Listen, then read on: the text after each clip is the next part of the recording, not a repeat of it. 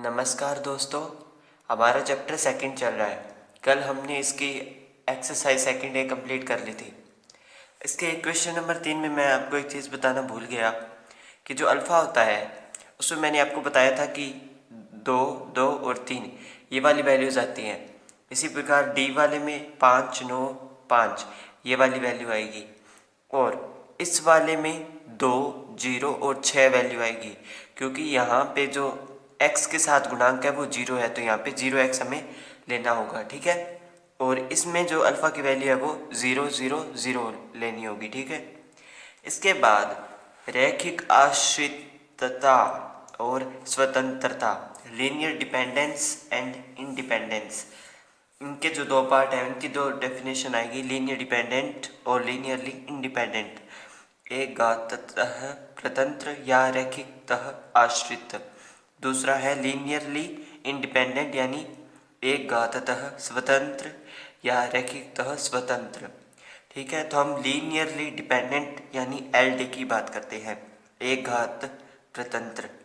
माना VF एक सदिश समष्टि है, सदिश समष्टि है वाला चैप्टर चल रहा है तो सदिश समष्टि आएगा इसमें, तथा अल्फा 1 से लेके अल्फा n तक जो है वो हमें VF सदिश समष्टि से जो है सदिश ले रहे हैं, और A1 से लेके AN तक जो है अचर सदिश अचर अदिश हैं जो हम क्षेत्र F से लेंगे, तो VF के सदिश जो है वो लीनियर डिपेंडेंट कहलाएंगे यदि कम से कम एक अशून्य अदिश यानी एक a की कोई भी वैल्यू, मान लो A2 है, A3 है, वो अगर नॉन ज़ीरो हो, अगर वो ज़ीरो नहीं है तो वो इस प्रकार विद्यमान होगा कि इनका जो लीनियर कॉम्बिनेशन है A1 alpha 1 A2 alpha 2 dash dash AN alpha n is equal to 0, इनमें कोई भी एक जो अदिश है स्केलर है वो नॉन ज़ीरो है।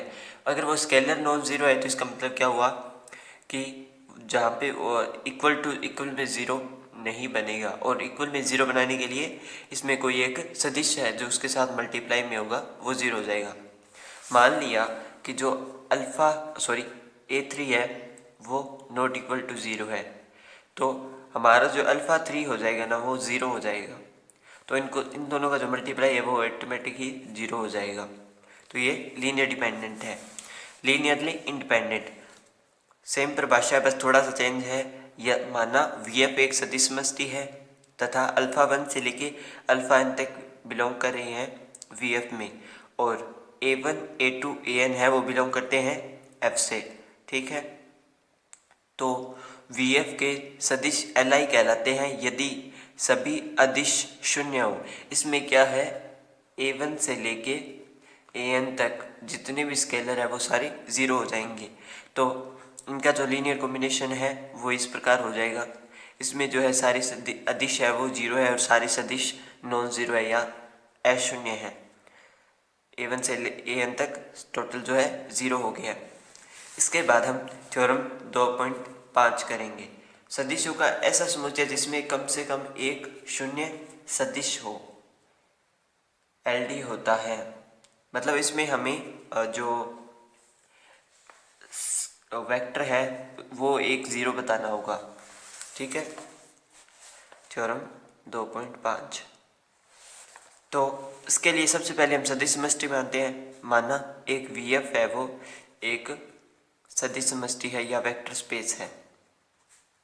ठीक है, ये होगी सदिश समष्टि, तथा अल्फा 1 से लेके अल्फा n तक जो है वो VF के अवयव है या सदिश है। ठीक है, तब इनका जो लीनियर कॉम्बिनेशन होगा वो होगा A1 अल्फा 1 प्लस में A2 अल्फा 2 प्लस में dash dash AN alpha n, और ये ज़ीरो के इक्वल होगा। मैंने इसको इक्वेशन 1 मान दिया है। ठीक है, उसके बाद गिवन है कि हमें एक शून्य सदिश, इसने बोला है हमें भी कम से कम एक शून्य सदिश हो तो जो पूरा लीनियर कॉम्बिनेशन है वो LD हो जाएगा। तो मैंने क्या किया, मान लिया कि एक अल्फ़ा 1 है वो ज़ीरो है, शून्य सदिश है। ठीक है, इसको मैं समीकरण नंबर 2 माना हूँ। अब मैंने इनका लीनियर कॉम्बिनेशन माना। अगर अल्फ़ा 1 0 है तो मुझे A1 को नॉन ज़ीरो बताना होगा।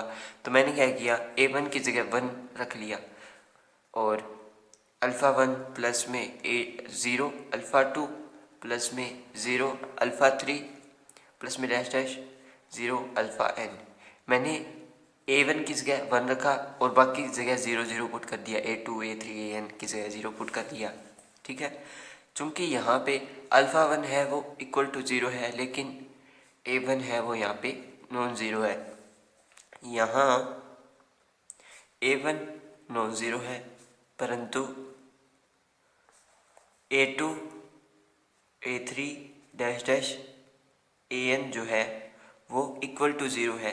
तब जो अल्फ़ा 1 से लेके alpha n, alpha 2, alpha n तक जो सदिश है वो LD है, लीनियर डिपेंडेंट है, क्योंकि उसमें जो है एक अदिश है जो वो अशून्य आ गया है, यानी उसकी कोई ना कोई वैल्यू है वो ज़ीरो नहीं है।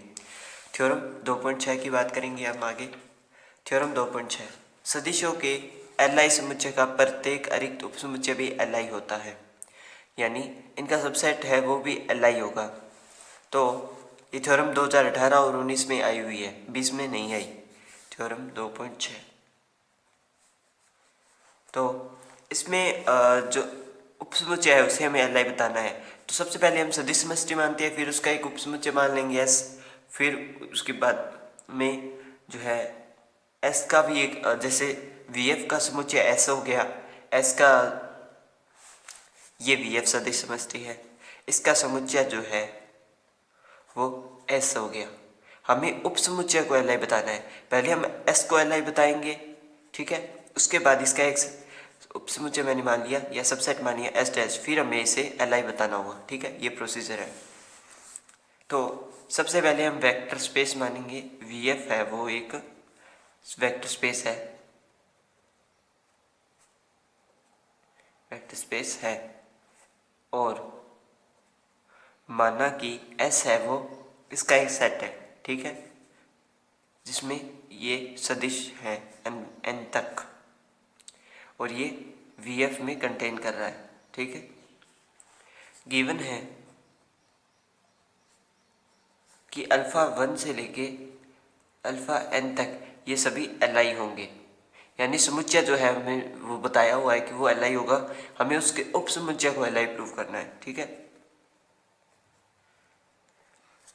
ठीक, ये हो गया। इसके बाद जो हमें अदिश थे A1 A2 AN, ये जो है हमें क्षेत्र से लेनी होती है, ये मैंने बता दी है, भी हमने क्षेत्र से लिए हैं। इनका जो लीनियर कॉम्बिनेशन है A1 alpha 1 A2 alpha 2 plus में dash dash AN alpha n, ये इज इक्वल टू ज़ीरो होता है, ये हम पहले से जानते हैं। जहाँ A1 है वो भी ज़ीरो है, A2 वो भी ज़ीरो है, डैश डैश AN है वो भी ज़ीरो है, क्योंकि अदिश अगर ज़ीरो होंगे तभी वो जो सदिश है वो Li होंगे, लीनियरली इंडिपेंडेंट होंगे। ठीक है, इस पूरे सेट को मैंने इक्वेशन 1 मान लिया है।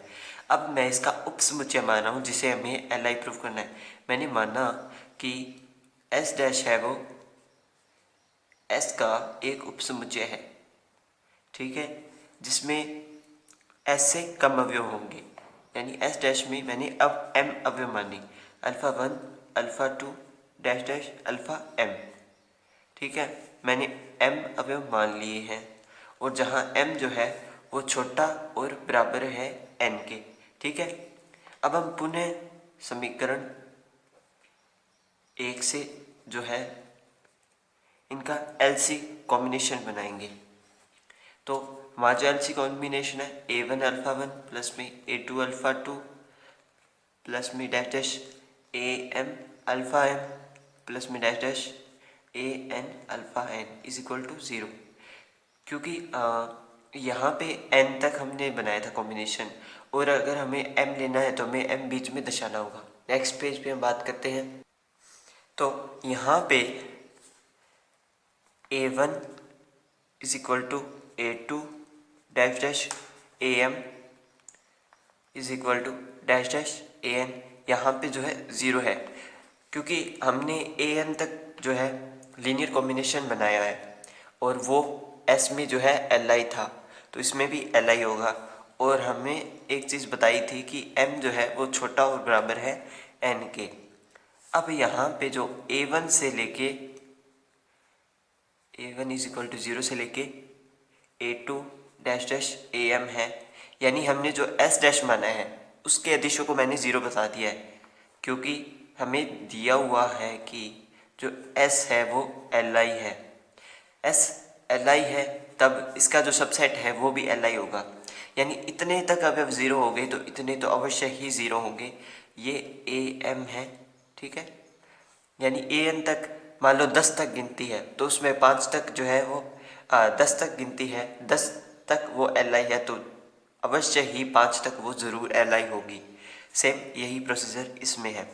तो इस प्रकार जो है अल्फ़ा 1 से लेके alpha 2 dash dash alpha m है वो हमने li जो है बता दिए, यानी लीनियर इंडिपेंडेंट बता दिया है, क्योंकि इनके जो अदिश हैं वो सभी के सभी 0 है। और लीनियर इंडिपेंडेंट भी यही कहता है कि मान लो अगर कोई लीनियर कॉम्बिनेशन है सदिशों और अदिशों का, तो अगर उस कॉम्बिनेशन में जितने भी अदिश हैं अगर वो 0 हो जाए, जितने भी स्केलर हैं अगर वो 0 हो जाए, तो जो लीनियर कॉम्बिनेशन है वो li हो जाता है। मतलब लीनियर कॉम्बिनेशन में जो सदिश मौजूद हैं वो li हो जाते हैं, ठीक है। इसके बाद थ्योरम 2.7, सदिशों के LD समुच्चय का अधिसमुच्चय भी LD होता है। मान लिया, मैं आपको पहले अधिसमुच्चय के बारे में बता देता हूँ। माना ये एक S सेट है, ठीक है, ये हम इस S सेट की बात कर रहे हैं। अब मैंने एक ऐसा सेट मान लिया S डैश, जिसमें मान लो इसमें तो 10 तक जो है वो गिनती है और इसमें 20 है, तो जो S डैश है वो S का सुपर सेट हो गया, यानी S dash is super set of S, ठीक है। तो यहाँ पे हमें दिया है कि जो S है वो LD है, तो हमें S डैश को जो है LD प्रूव करना है, ठीक है। तो इसके लिए हम जो वैल्यू हमें दी हुई है हम उनकी बात पहले करेंगे, यानी थ्योरम 2.7 की हम बात कर रहे हैं। तो पहले हम ये बताएंगे कि हमें दिया क्या हुआ है। तो हमें गिवन है, यानी दिया हुआ है कि alpha 1 alpha 2 dash dash alpha n है वो s के अवयव है और वो सभी के सभी लीनियर डिपेंडेंट है, यानी li है, यानी एक अदिश है वो नॉन ज़ीरो है, वो ज़ीरो नहीं है कोई भी एक स्केलर। तो इसमें एग्जिस्ट करेंगे ये scalars a1 a2 dash dash an, ये क्षेत्र F से होते हैं हमेशा ही। तो इनका जो लीनियर कॉम्बिनेशन है 1 डॉट अल्फ़ा 1, यहाँ पे जो a1 है वो नॉन ज़ीरो है, प्लस में a2 अल्फ़ा 2 प्लस में dash dash an alpha n, ये 0 के इक्वल है। परंतु a1 a2 dash dash an सभी 0 नहीं है, सभी 0 नहीं है, क्योंकि यहाँ पे जो a1 है वो नॉट इक्वल टू 0 है, ठीक है। इसको मैंने इक्वेशन नंबर 1 मान दिया है। अब मैं मानूंगा कि एक s डैश है, एक s डैश है जिसमें जो है वो s कंटेन कर रहा है, ठीक है। ये मैं उल्टा इसलिए मान रहा हूँ क्योंकि s जो है वो बड़ा है, s जो है वो छोटा है s डैश से, s डैश s से बड़ा है, तो हम पहले s डैश को लिखेंगे। अब s डैश में किस प्रकार के जो अवयव है वो हम बात करते हैं। s डैश में alpha 1 alpha 2 dash dash alpha n comma alpha n plus 1 comma alpha n plus 2 dash dash dash alpha m तक के अवयव हैं, और इसके लिए जो अदिश होंगे वो a1 a2 dash dash an comma an plus 1 comma an plus 2 dash dash am प्रकार के अवयव हैं, यानी अदिश हैं, और जो m है वो बड़ा है n से, ठीक है। और ये सारी की सारी जो a1 a2 है ये जो है क्षेत्र F से है। अब इनका हम LC की बात करते हैं। इनका का LC फॉर्म या लीनियर कॉम्बिनेशन वो आएगा A1 alpha 1 A2 alpha 2 plus में dash dash AN alpha n plus में AN+1 अल्फ़ा n+1 प्लस में डैश डैश। इस प्रकार AN_m और alpha m is equal to 0। ये जो है इनका लीनियर कॉम्बिनेशन आ गया है। ठीक है, अब हम इक्वेशन 1 से जानते हैं बाय इक्वेशन 1 कि हमने माना था कि A1 है वो नॉट इक्वल टू 0 है, क्योंकि S जो है वो हमें पहले LD बताया हुआ है, तो हमने कोई एक अवयव नॉट इक्वल टू 0 मान लिया। A1 नॉट इक्वल टू 0 है, लेकिन A2 इज इक्वल टू 0 है। इसी प्रकार A3 dash dash AN dash dash AM है वो सभी 0 है। अब कोई भी एक जो है नॉन ज़ीरो आ गया है, कोई भी एक अदिश नॉन ज़ीरो आ गया है, इसका मतलब क्या हुआ कि जो जितने भी जो अल्फ़ा 1 अल्फ़ा 2 है वो LD है।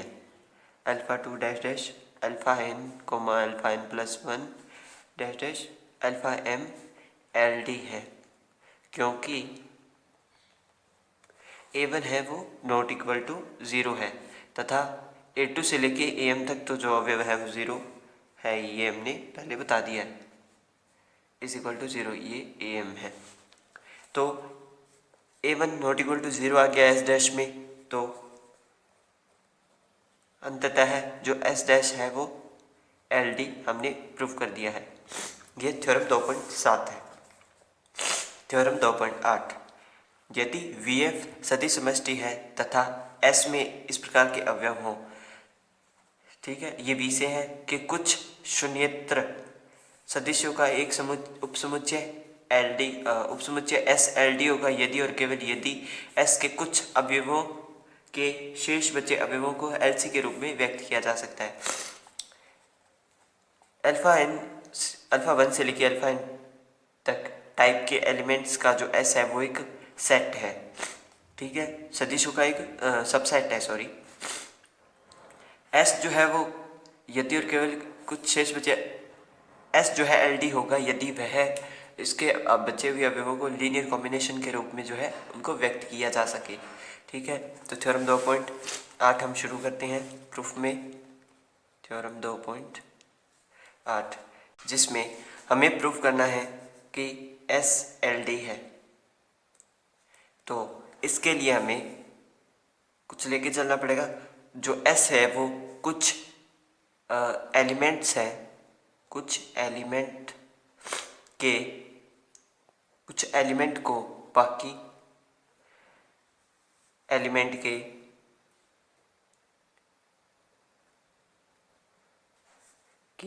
LC फॉर्म में लिखा जा सकता है।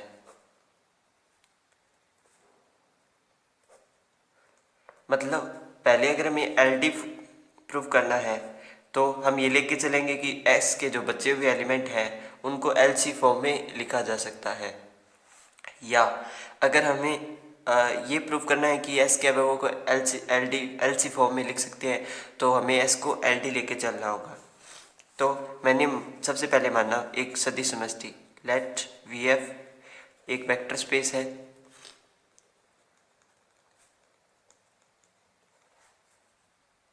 तथा S है वो VF के नॉन ज़ीरो एलिमेंट का उपसमुच्चय है या सबसेट है। ठीक है, यानी S में जो अवयव है वो इस प्रकार है alpha 1 alpha 2 dash dash alpha n, और इसके लिए जो अचर अदिश या स्केलर्स हैं वो है AN जो कि F के हैं। और मैंने माना कि एक A के है वो नॉट इक्वल टू 0 है, क्योंकि हमें स्क्वायर डी प्रूव करना है तो पहले हमें एक A के को नॉन ज़ीरो लेके चलना होगा, एक एलिमेंट को नॉन ज़ीरो लेके चलना होगा। ठीक है, तो S को हम LD लेके चले हैं और इसके एलिमेंट्स को हम LC फॉर्म में लिख सकते हैं, ये हम प्रूव कर रहे हैं।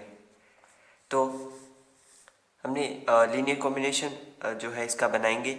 यदि एस एल डी है तो इसका जो लीनियर कॉम्बिनेशन होगा वो A1 alpha 1 A2 alpha 2 plus में डैश डैश ए के अल्फ़ा के, क्योंकि हमने के को नॉन ज़ीरो माना है तो ये आना ज़रूरी है, AN अल्फ़ा n, ये इक्वल है ज़ीरो के।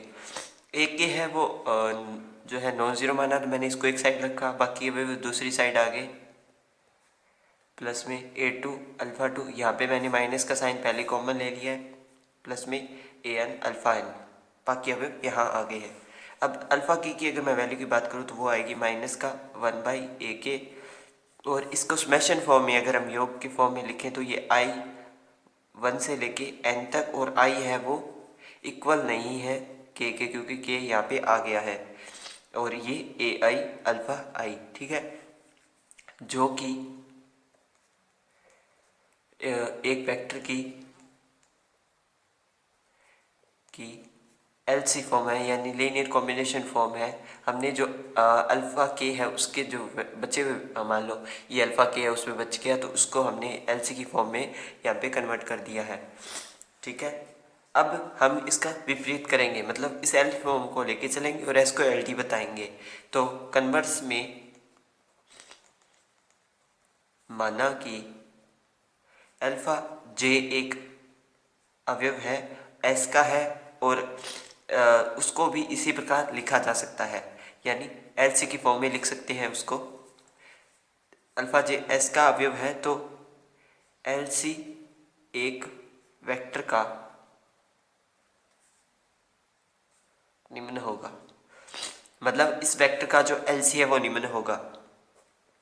उसे इसी प्रकार लिखेंगे, alpha J is equal to minus का 1/aj, और summation of i1 equal to n, और i इक्वल नहीं है j के, ai अल्फ़ा i, ठीक है। यहाँ पे aj है वो नॉट इक्वल टू ज़ीरो है, क्योंकि तभी जो है एस एल डी होगा, हमें एक नॉन ज़ीरो एलिमेंट लेके चलना होगा। और अगर हम इसको एल सी फॉर्म में लिख रहे हैं तो यहाँ पे जो aj है अगर वो ज़ीरो हो गया तो ये इनफाइनाइट वैल्यू हो जाएगी। तो इसी प्रकार जो aj है वो ज़ीरो नहीं होना चाहिए, तथा जो aj है 1/aj वो हमें क्षेत्र f से मिल रहा है, और f एक क्षेत्र है, अतः f एक क्षेत्र है, तब इसमें जो है इसका प्रतिलोम भी जो है विद्यमान होगा, ठीक है। अब मैं क्या करूँगा, इन वैल्यूज़ को एक साइड ले आऊँगा। पहले मैंने क्या किया, एजे का अल्फ़ा जे के साथ मल्टीप्लाई किया, मतलब जहाँ यहाँ पे बटा में एजे था मैं उसको इधर ले आया, ठीक है।